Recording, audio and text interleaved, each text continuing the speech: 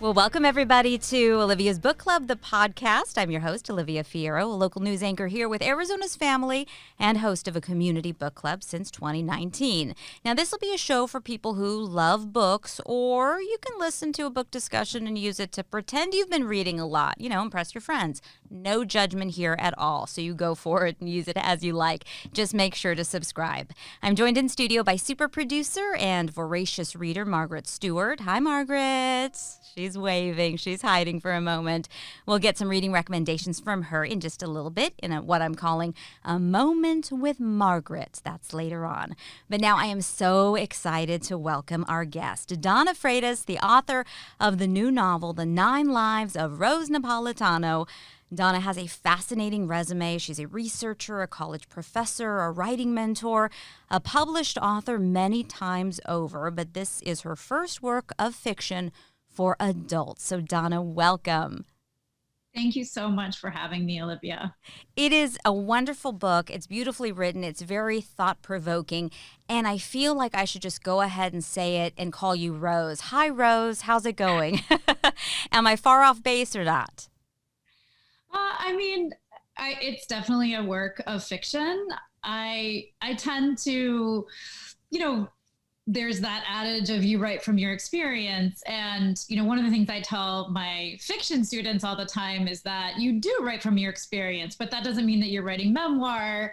Generally, what that means is you're starting from something that you might know, or the emotions that you experienced of something that you know deeply. Like, we all know what it's like to be broken up with.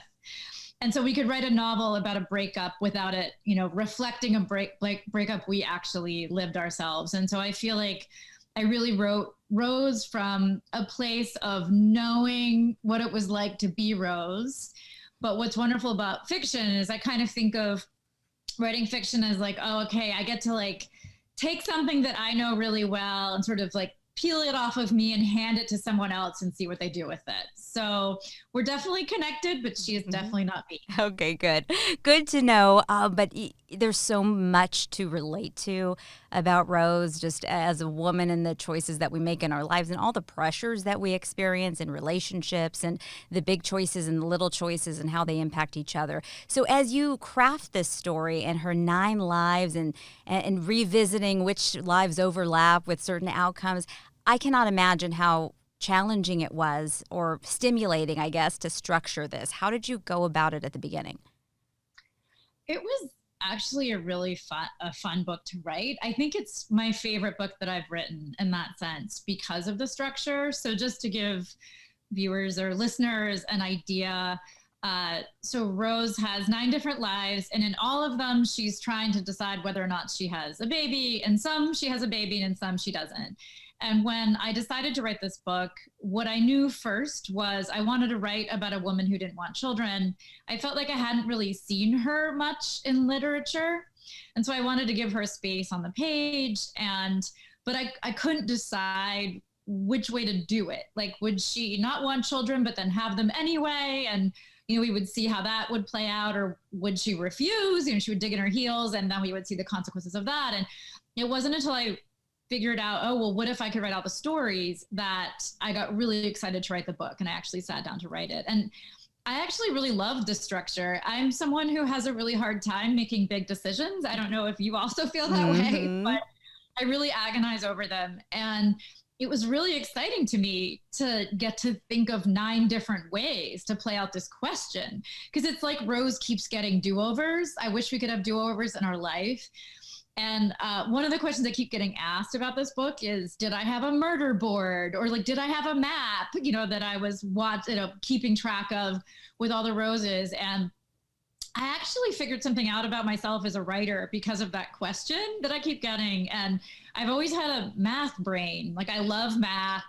I love keeping lots of different things sort of alive in my head, I think 3-dimensionally. And so writing this book, I sort of did it all in my head, and it felt really exciting to sort of map out in my brain all the different directions Rose was taking. So it felt like I got to play with the puzzle in my head for this one. So I hope it's okay to follow for readers. Actually, it really is good to follow because we don't necessarily have to remember exactly where she was in the last moment of life number 2 to pick up in the moment once you remind us that we're in life number 2. But you just reinforced what I expected, which is that you're just really, really smart. And so the way that you were able to thread this all together and do it so naturally says a lot about why you're writing, and we are just reading over here. So thank you very much for sharing not only the book, but also the explanation of how you go about it. I wonder how much your work in research and in sociology, and talking in particular the study about relationships and about sexual dynamics and connection between men and women informs the way that you're crafting relationships in your fiction. I think for this book, in a lot of ways, it felt like an escape from all of my research. Like, it really felt like it was in a different place. I would say for some of my other novels, like I've written novels for young adults. And I think that a lot of my research, I do a lot of research about college students. And I feel like the conversations I've had with them about their relationships and their feelings about them, their wishes about them, I feel like those conversations have really informed some of my other novels. But this one just felt like, okay, I'm just going to take a break from everything else that I do in my life, like as an academic and even, as a writer for children. And I'm just going to sort of let myself write this wholly other book. And so in a lot of ways, I often think of writing a novel, it's such a generous form. You can really work stuff out with it. And I tell my students a lot, like, go to your novelist, like, no, go to your novel that you're writing like you go to your therapist. Like, you're going there because you need something from it. And if you do that, then the novel becomes like a gift to yourself. Like, you're using the novel to work something out. And I feel like I really went to this novel like every day when I was writing it, to like work all kinds of things out that I wanted to think about with regard to not just having children or not having children, but marriage, divorce. And also, I think if there's anything that's truly personal in this novel for me, it's Rose's relationship with her mother. And my mother passed away. I think it'll be 18 years this year, 17 years. It's been a long time. And so a lot of the conversations that Rose has with her mother are not conversations I got to have with my own mother, but I think conversations I wished I could have had with my mother. And so for me, that Rose's relationship with her own mother, their love for each other, the way she mothers Rose is, I think, at the very heart of this book for me. Like, when I read that part of the book, I think, oh, this is really the book that I needed to write, because I really needed to write those scenes with Rose's mom. I think that shows so much because it comes to life. I mean, she's so vivid, and in her funny little ways of judgment, and in her zest for life, and the colors that she's wearing, and all of these moments that she's creating, and the moments that Rose really needs support, and she thinks she's going to get maybe judgment from mom, and then mom just gives her exactly what she needs, and this understanding ear. It's those are really beautiful moments. And so then I kept thinking, well, gosh, with a mother like this in her corner, it is unusual for the character of Rose to not be sure that she wants to continue on this lineage of being a mom, especially in the hopes of being a mom to a daughter. But then that shines a spotlight on kind of the default expectation we have of assuming all women want to be mothers, which is a very unfair expectation. One of the things I've wondered with the pandemic and just some of the conversations that have been happening about how women are dropping out of the workforce, and everything is just falling to women to deal with, including when they're working. They're doing all the domestic labor, they're doing all the childcare, they're homeschooling, and they're working full time for those women who are still working. And I've wondered, what impact will that have, watching all of these current mothers, sort of have everything on their plates because of the pandemic. And I've wondered what will happen with the current generation. Will they be, the generation coming up, will they be the first generation who really sees motherhood or having children as a question or as a choice? And, I really wished when I was the age, when I was really parsing through this question, that it really felt like a choice rather than an obligation with everyone around me. And, I think with this book, even though it's about a woman who's grappling with whether or not to have children. I hope, and I think it is also a celebration of the choice of becoming a mother, because in a lot of versions, Rose does become a mother and she loves her daughter fiercely. And I think she's a good mother too, even if she's a complicated one. And one of my favorite parts of this book was also writing, sort of Rose's relationship with her mother and Rose's relationship, the granddaughter relationship, and just sort of 3 generations of women who love each other very much and who really celebrate one another. And so, I hope that this book is a celebration of motherhood, but also that really accommodates and celebrates the women who don't think this is for them, because it really is a choice, even though society makes you feel like it's not. I did cry when Addie is, and I don't want to give anything away, but in one of the 9 lives, when she's having a moment, kind of saying goodbye to the grandmother, and then they're observing this very sweet little girl sharing her love and saying all the things that you would want to say, and Rose is observing this moment, and so I imagine that must have been a very personal kind of a fantasy for you, given that you're without your mom, because it was very real, and so the tears were coming down at that moment.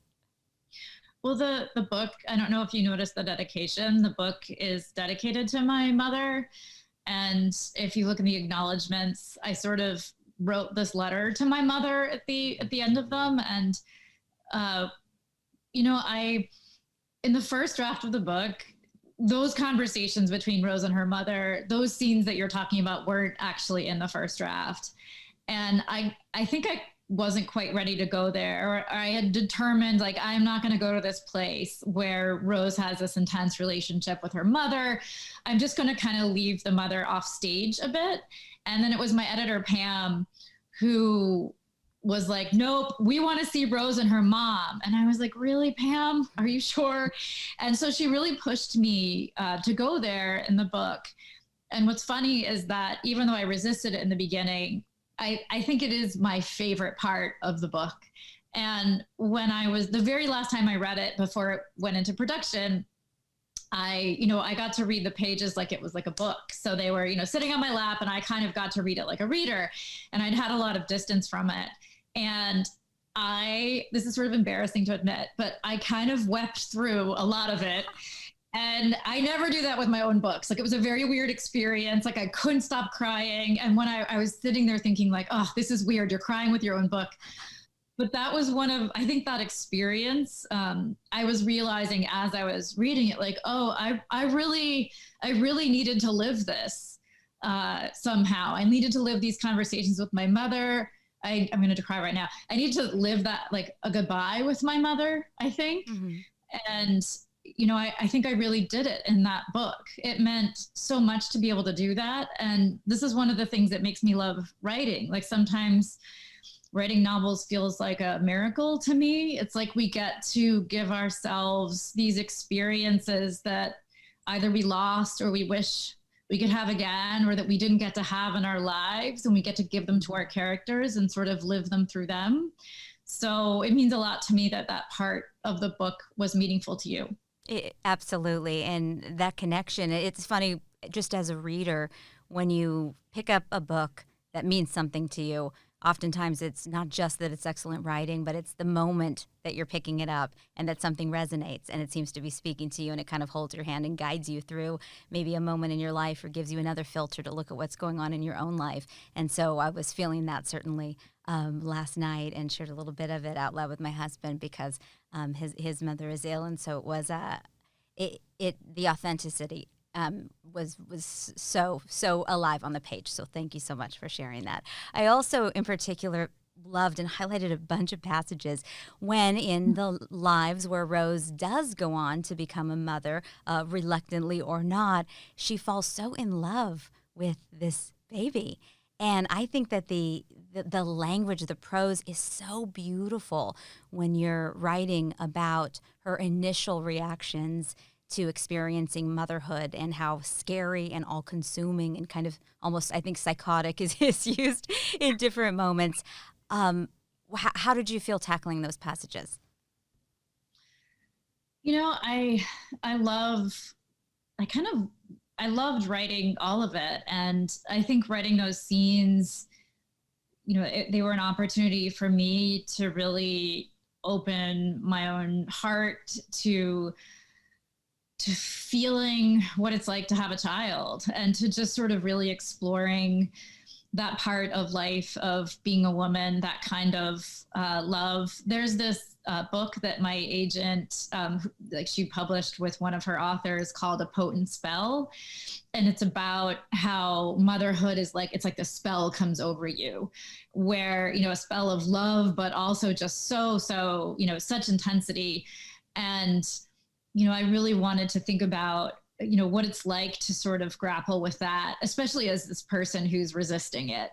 And there's a kind of beauty there, but also there's something so frightening about, that kind of love. And so I think for me, I think my books, are pretty deeply emotional. And I think one of the really fun parts about writing is you get to just be intensely emotional with all of your characters and just sort of live vicariously through them. So I hope, readers really feel the emotion that Rose is feeling in relation to her daughter, even as in other lives, she's like, no, I'm not going to do this. Mm-hmm. So it's so relatable to think about all of the choices that people make through their lives, and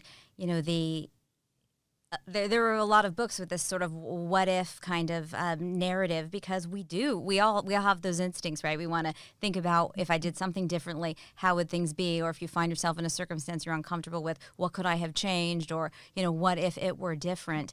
For women, there are so many choices and so many power dynamics and so much to define and so many different stages of your life. So those moments with Luke, tell me about the scene that we see play out in Rose's lives. And I like that there's this consistent jumping off point for these different stages of her.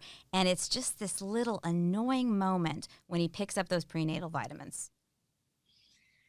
yeah, so the novel hinges on this one sort of stupid fight that Rose keeps having with her husband about prenatal vitamins.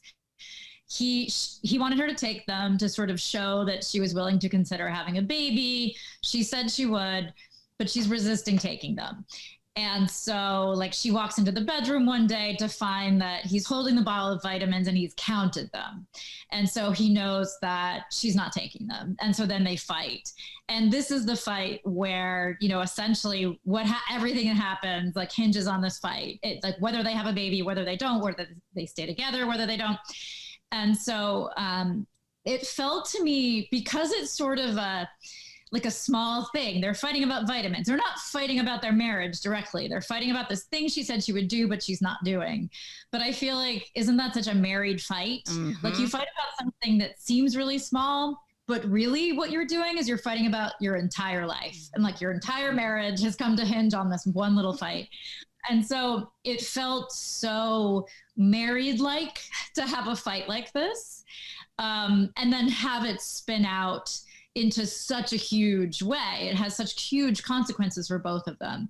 And so I loved, for me, when I decided I was going to write this book, and then I decided, there's going to be 9 versions of Rose and she's going to have a baby in some and not in others. I asked myself, well, where is it going to start? What's going to be the thing that's going to send them in all these directions? And then one day I just knew. I was like, I know what it is. It's going to be this fight over vitamins that seems really small, but is actually really significant. So I hope when married people and divorced people read this book and they see that fight, they can relate to how important it is, even as it's so small. It's always the small things. It's always we have a notorious fight. I think it was my first year of marriage where I had splurged on a jar of creme de la mer, and my husband, doesn't even wash his face. And then I saw him open it up and dig his fingers in and use a week's worth of cream on his face. It wasn't even washed. And it just grew into this thing because it was this just totally, no thought for, somebody's money, somebody's time, somebody's privacy, somebody's, my own things not being all your things. And it was just, we laugh about it so much because it's just, sometimes it's these little moments and it just.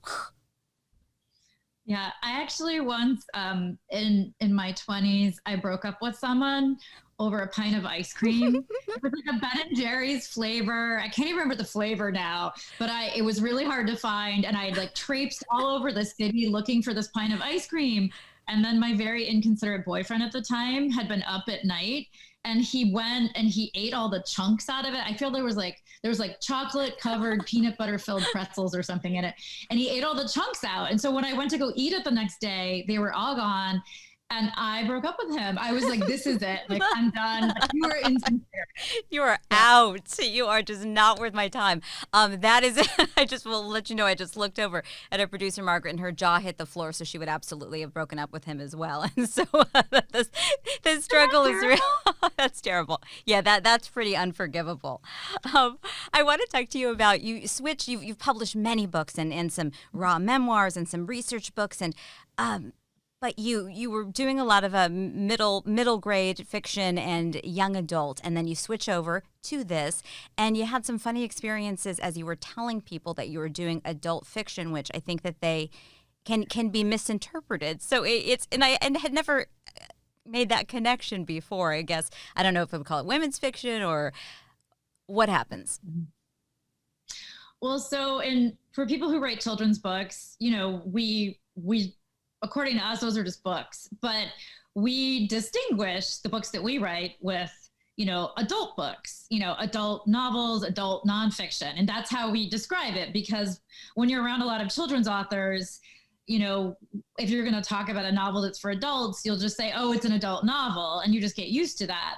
And so when I started writing this novel and people were asking me what I was doing and what was next, I was like, oh, I'm writing an adult novel. And to most people, I guess, that sounds like, adult novel, like an adult novel, like I'm writing porn. And I actually had a few people sort of look at me like, what? Like, are you writing like an erotic fiction? And I was like, oh, no. I just mean for like adult people, like not children. But I can't seem to break myself of the habit. And people who write for adults don't actually say they write for adults. They just say they write novels. And so I don't know how to get out of the habit, but I also don't know how to get out of the consequences of when you tell someone you're writing an adult novel. You might appeal to a broader audience. Who knows? They'll be picking up the 9 Lives and looking for the steamier scenes. There's some steamy scenes in here too, so it is a little something for everybody, even those who are looking for the adult nature. Let me ask you, I know that you help other writers hone in on their stories, and you're teaching creative writing. What do you say to somebody who is either stuck or who somehow has a story in them and they maybe don't have the confidence to tell it? Well, sometimes I have these little sayings that I put sticky notes on, and I put them on my laptop. And, one of them, I was just telling someone this the other day, this is not your life's work. This is just one book. So just one thing at a time. And that was actually the saying for my dissertation advisor. I feel like I owe all of my books to him. He was such a great teacher of writing books, even though everyone always has these horror stories about their dissertation director. And I feel like mine was just the most generous soul. And he just really, he was like, it shouldn't take more than 6 months. That was what he was like, you just sit down and you do it a little bit a day, and then you'll be done. Just 3 pages a day or 2 pages a day. And then, in 100 days or, you're gonna have 300 pages and that's a book. And so all of these little tidbits have been in my head for all of these years, like a couple pages a day, because that feels manageable. And then this is not your life's work. This is just one book. You're going to have other books. And so even if you don't have other books, you can tell yourself, I just need to do one thing in this book. And so I think, doing that, I think is really helpful to sort of get through writer's block. But I think the other thing is, I think of my first draft like a playground. I get to do whatever I want. I get to do all the things I need. Like the first draft is for me. Like I get to, have it be my therapist, and then I can always go back and revise. And so I feel like just sort of letting yourself, have that book kind of like a gift. Like I said earlier, just see it as yours. Like, this is my thing. Like, I'm going to use it to do what I need to do. Like, I think it's the best thing you can do for yourself, because then you'll write the book of your heart. And if you write the book of your heart, like if you can sort of find that desire in you of what you feel like, oh, this is what I really want to talk about. Like right now, I want to talk about a woman who doesn't have children because I never see her in literature. So like, this is what I'm going to do. I'm going to give myself that character. Then I think you can get through it. And then, once you've, got that book, then you can give it to other people and you can get feedback, but then you have this book to work with. And it's always easier once you've gotten it out, I think. That makes so much sense from someone who has good stories to tell, right? I thought Rose's arc of being this woman who is grappling with the idea of motherhood and being very reluctant about that too. In the end, she wants to be researching and learning about and writing about and connecting women who have almost defined their lives by motherhood and are having to let it go in the phase of life that comes when you're an empty nester and all of that. How would she get from there to there? I thought that was a very pretty concept of growth and kind of full circle for her. Well, so Rose, as a sociologist, is always thinking about interviewing people in her work. And, one of the things that I thought a lot about when I was writing this book was what will be the consequences of becoming a mother on Rose's career, because she's so career focused. And I think the obvious path is that it's going to hurt her career, or it's going to make things a lot harder. And it does. Like she definitely, when she has a young baby, she's like, oh my God, I'm never going to write again, or this is so hard. When am I ever going to get back to work? And so she does struggle. But I also, when I was writing, I sort of wondered, what if it does something different to Rose? What if it actually changes her career, but in a good way, or in a really interesting way? What if it sort of enhances the work that she does? And so it was when I asked that question, because I didn't really want to write the sort of typical story we assume is going to happen, like her career is going to take a big hit. I wanted to sort of imagine it the other way, because I do feel like, women who are mothers, they find their way, like they figure it out. And I think motherhood can, make your life and your career better, or more interesting. And so once I let myself ask that question, what if it has a positive impact on her career, it sort of began to open up. I just began to think, as a sociologist, what are things I wish I knew about becoming a mother, about being a mother? And then I was thinking about what are some things I wish I knew about my own mother?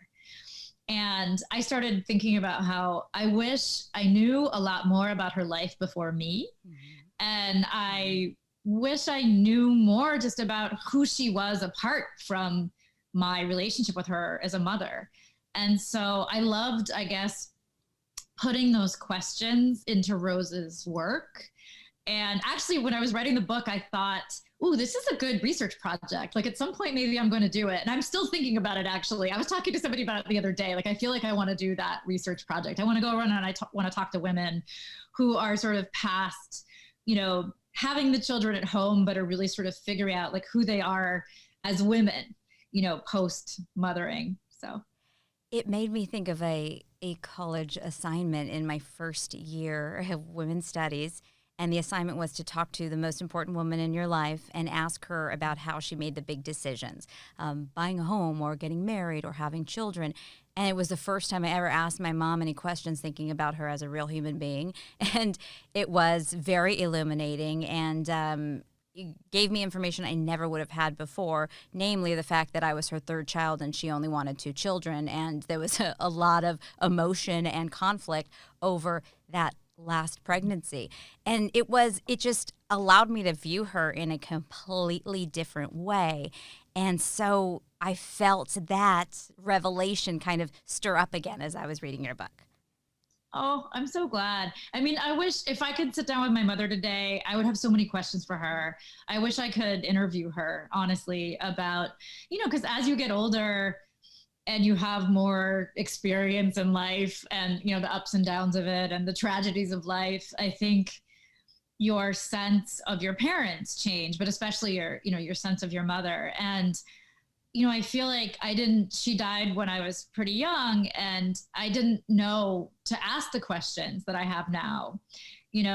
for her. And I wish I could ask them. And so I guess that's what fiction's for in a lot of ways, is you get to sort of live out, on the page what you don't get to live in real life sometimes. And so, but I do think a lot about what it would be like to, I can't interview my own mother, but I can interview other women. And, I do think that that's a way of honoring the mothers in our lives, even if our own mother, isn't around. So, two little things I want to know if they are part of your own life that show up in the book. Number one, the incredible Italian cooking, and also the romantic view of Barcelona as kind of the perfect place to live away and recreate your life. Oh, I love these questions. Thank you for asking them. I've gotten these long, impassioned letters in response to Rose, which has been so wonderful to wake up to those from readers. But one of them recently said, as a side note, after this long thing about her experience reading my book, she was like, "You write about food so well, and I just wanted you to know that I felt so hungry after reading your book." And I was like, "Oh, that's so great." I love to cook. I'm always cooking. I make homemade pasta. So all the Italian cooking scenes in the book are definitely from experience. My mother raised me cooking. She wanted me to have all the family recipes. She was Italian, and my grandma too. My grandma lived with us. They were amazing cooks. And so that is a huge part of my life. And, if I am not writing, I am often cooking, or I'm wandering around buying certain ingredients to cook. And I really love the experience of going to get all the stuff for cooking. And then Barcelona is a very special part of my life. So my husband is a Spanish citizen. He was born in Chile, but he lived in Spain for a very long time. And Barcelona was his adopted home. And so we go there every year, and we have a whole life there. And so it's really, one of my favorite places on earth. And so it's funny, a lot of people have talked about how much they love the Barcelona chapter. So I worried that it didn't need to be there, but then a lot of people have commented on it. So I'm glad I left it there. Oh, me too. Well, I have a personal fantasy of moving to Barcelona. I absolutely visited it only once and loved it. It just seems to encapsulate everything that you kind of dream of. Is if you were to redefine your life or rewrite it or put it down in the pages of a book, that's where it would be. I want to thank you so much for not only this story and giving us a great read, but your time, and also giving some recommendations for our readers who will be listening to this podcast. And we're going to be sharing those in the show notes about some of the books that you like to recommend. But I wanted to highlight the answer to one of the questions I had sent you previously, which was which book you first remember falling in love with, because I always think that moment of becoming a reader is really defining for those of us who like to get lost in a book. Yeah, my answer was Beverly Cleary's The Mouse and the Motorcycle. She just passed away a few weeks ago. I have all of my Beverly Cleary books from when I was a kid in my house on my shelves. I have a special little shelf for all my Beverly Cleary. But The Mouse and the Motorcycle I literally brought it everywhere. I read it over and over again. And I think I said in my answer, I read it in the car, I read it at the dinner table, I brought it out to dinner. My parents kind of gave up trying to make me stop reading it, because they would say things. I would always be reading in the car, and my mother would be like, "You're going to get sick, you're going to get sick." Or, if I was bored at dinner, I would take it out and I would read it at the table. And after a while, my parents were like, "Okay, this is just what Donna's going to do." But that book I loved with my whole heart. And you know how kids read 15 times. They'll read a book 15 times. That was a book I read 15 times. And then I got Runaway Ralph. I got all the Mouse and the Motorcycle books by Beverly Cleary. And it was the acorn was the helmet, I think, wasn't it? A nutshell of some sort. Such great illustrations. And she was so wonderful. So.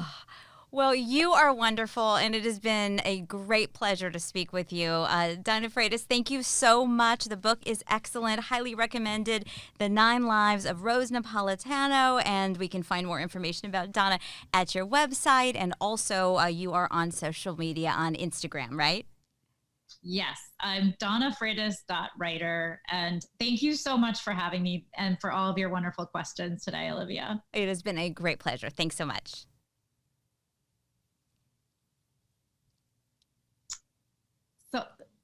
Are we done? You're perfect. Thank you, Donna.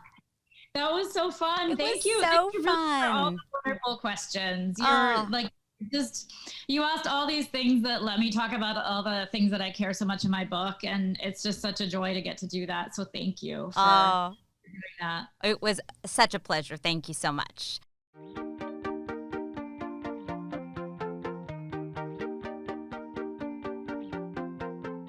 Now it's that time. It's a moment with Margaret, Yes, super news producer, crazy multitasker, voracious reader. Voracious. And when we set up this interview with Donna Freitas to talk about 9 Lives of Janet Napolitano, which for once I can say is a book that I have read and you have not, at least for this minute. That's true. Yes. We were talking about this kind of theme about these what-if books where it's some sort of an imaginary tale where we all explore these decisions we make and how we could be changing the outcomes of our lives with the big stuff or the little stuff. So you kind of compiled a list of books that you have read that you liked that are touching on that kind of play. Yes, one that we both read, which is The Midnight Library by Matt Haig. That's a fairly new book from 2020.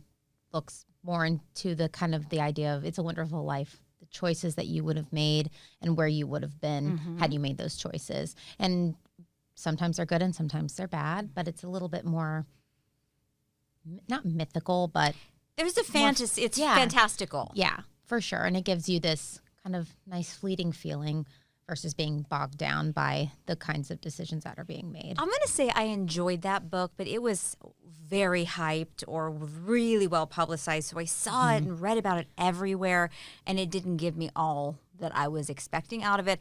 And I will say that of this type of storytelling, I liked Donna's book better. Yeah. I think this one was more hyped than a lot. Great press on it because it's everywhere and everyone's reading it. I think more people are enjoying its simplicity. Yeah.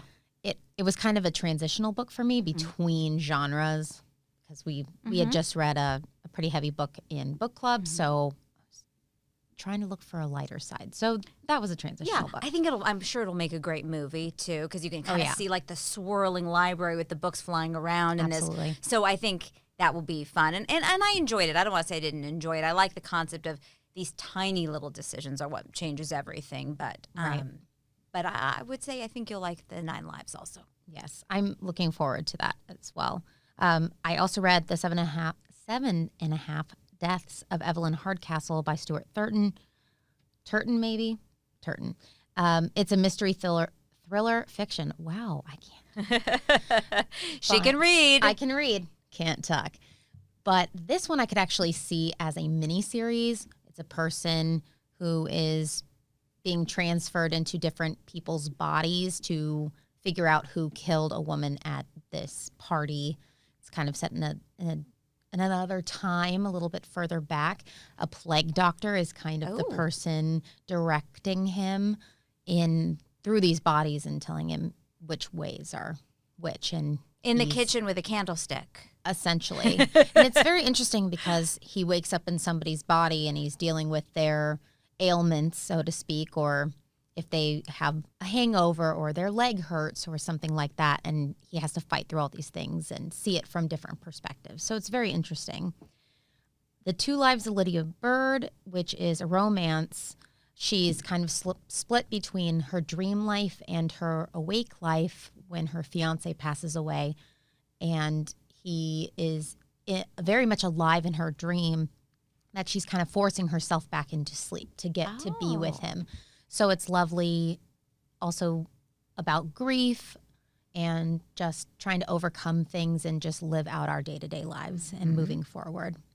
I typically don't jump into science thriller, science fiction, but I did read a book called Dark Matter, which similarly, like with The Midnight Library, it's kind of making choices of which way to go. And this person doesn't necessarily know which way is what, whereas The Midnight Library is kind of, okay, I'd like to see what would have happened if I made this decision. This person was a scientist but decided to become a professor and didn't go down the true scientist route, and he wakes up, he's attacked, and then he wakes up in like a science lab, and everyone's saying he did it. You did what you wanted to accomplish. He has no idea who these people are. Whoa. His wife and son have disappeared. He's in a different realm of his life. So he has to go through different realms of his life and choosing different realms to try and find his normal life. But he is, I won't spoil it. It's actually very good. But he is his own worst enemy. Aren't we all, From beginning Margaret? to end. Aren't we all? Absolutely. Aren't all the good characters we read about their own worst enemies, usually? So that's dark matter. Dark matter. That yes. sounds really good. And I don't usually go any kind of sci-fi route or fantasy at all. Me neither. But that story sounds good. I would like to say that it is science fiction because there is science involved in different realms and obviously matter, atoms and whatnot. But it really did go down the thriller route. And I am a big thriller reader. Cool. So I really enjoyed this and dipping of the toe into fantasy. Oh, because I it's love not it. so fantastical that you don't understand. Sometimes like with Lord of the Rings or something like that, I can't wrap my brain around the You map. got to go so deep into it and Yeah. have all those reference points. And I don't know what countries these are. I can't figure it out in my brain. So I think it's a nice, New Zealand because people travel there now. Yeah, to, we'll to just- totally geek out on it, which is Absolutely. super cool. And I wanted to go there too. for sure. Well, Margaret, thank you very much Of because you read course. so many books so that I can be so selective with Lots of choices. with what I'm picking up next. And we're hoping to do that for you as well. So again, this is a podcast for you who are super into books, or maybe you just need a nudge to finally move one book from your want to read to your reading or read on Goodreads, or just pretend like you read a book to your friends and family. They'll be so impressed. I just know it. We want to hear what your favorites are as well. If there's a theme that you want us to talk about here, you can email Olivia's Book Club at azfamily.com. You can find us on social media. I'm on Facebook at Olivia Fierro. Also on Instagram at Olivia Fierro. That's 2 R's, and olivias.bookclub. You can find Margaret and all of her many, many, many books at Overbooked and Overdue on Instagram. Until the next time, thank you for listening. Don't forget to make time to read. Remember, with every book we become, Margaret, so much more interesting. I hope so. At least that's what I'm telling myself. Bye. Bye. Thanks for listening to Olivia's Book Club, the podcast. I'm your host, Olivia Fierro. Our producer is Margaret Stewart. Our editor is Nick Sanchez. You can send us an email with your thoughts or your book recommendations. Olivia's Book Club at azfamily.com is the address. And you can check out Olivia's Book Club on Facebook or find us on Instagram. Hello, Bookstagrammers, at olivias.bookclub. And Margaret is at Overbooked and Overdue. Make sure to rate and subscribe to this podcast and tell your friends. You can find us on Apple and Google Podcasts, Spotify, Stitcher, and Amazon Music.